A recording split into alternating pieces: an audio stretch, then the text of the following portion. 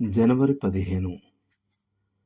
సహోదరులారా, మీరు స్వతంత్రులుగా ఉండుటకు పిలువబడితిరి. అయితే ఒక మాట, ఆ స్వాతంత్ర్యమును శరీర క్రియలకు హేతువు చేసుకొనక ప్రేమ కలిగిన వారై ఒకరికొకడు దాసులై ఉండుడి. గలతీ 5:13.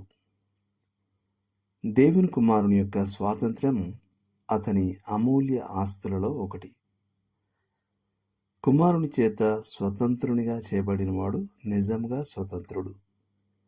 అయితే అతను పిలువబడింది బాధ్యతాయుతమైన స్వేచ్ఛకే గాని విచ్చలవిడి స్వేచ్ఛ కొరకు కాదు.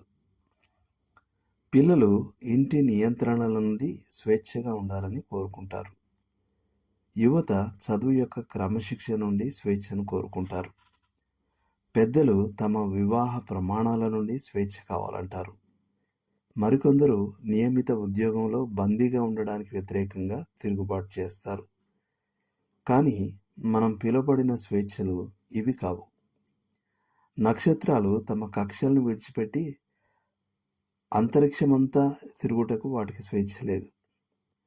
ఒక రైలు పట్టాలను విడిచి గ్రామీణ ప్రాంతమంతా తిరగడానికి స్వేచ్ఛ లేదు. ఒక విమానం దానికి కేటాయించిన మార్గాన్ని విడిచిపెట్టడానికి స్వేచ్ఛ లేదు. దాని భద్రత పైలట్ నియమాలను పాటించడంపై ఆధారపడి ఉంటుంది.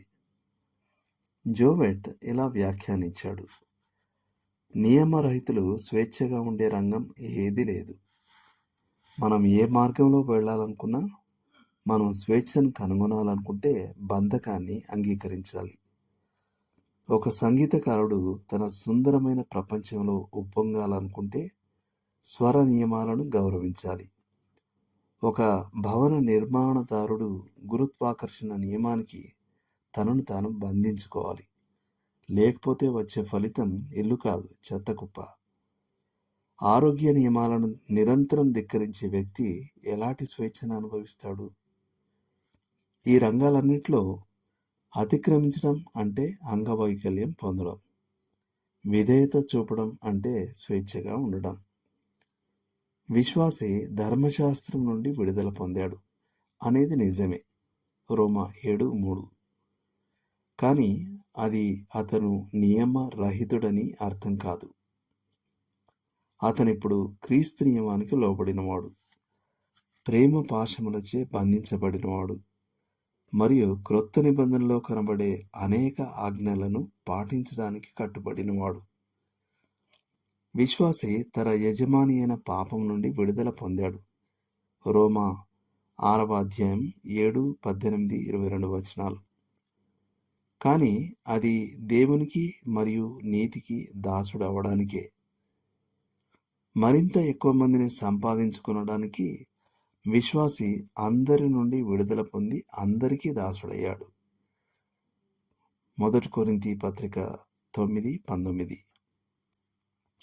అయితే అతను తన స్వేచ్ఛను కీడుకు సాకుగా వాడుకోవడానికి స్వతంత్రుడు కాడు, పేతురు 1 పత్రిక 2:16. అతను శరీరాశలను తీర్చుకోవడానికి స్వతంత్రుడు కాడు, గలతీ 5:13.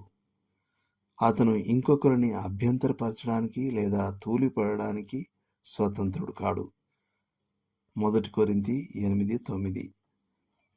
అతను ప్రభువైన యేసు నామానికి అవమానం తీసుకురావడానికి స్వతంత్రుడు కాడు, రోమా 2:23-24. అతను లోకాన్ని ప్రేమించడానికి స్వతంత్రుడు కాడు, యోహాను 1 పత్రిక 2:15-16-17. అతను అంతరంగంలో నివసించే పరిశుద్ధాత్మను దుఃఖపరచడానికి స్వతంత్రుడు కాడు, 1 కొరింథీ 6:19. మనుషుడు తనకిష్టం వచ్చినట్టు చేయడం ద్వారా సంతృప్తిని గాని విశ్రాంతిని గాని పొందలేడు. క్రీస్తు కాడిని ఎత్తుకొని ఆయన వద్ద నేర్చుకోవడం ద్వారా మాత్రమే దానిని కనుగొంటాడు. ఆయన సేవయే సంపూర్ణ స్వేచ్ఛ. దేవుడు మిమ్మును దీవించునుగాక. ఆమేన్.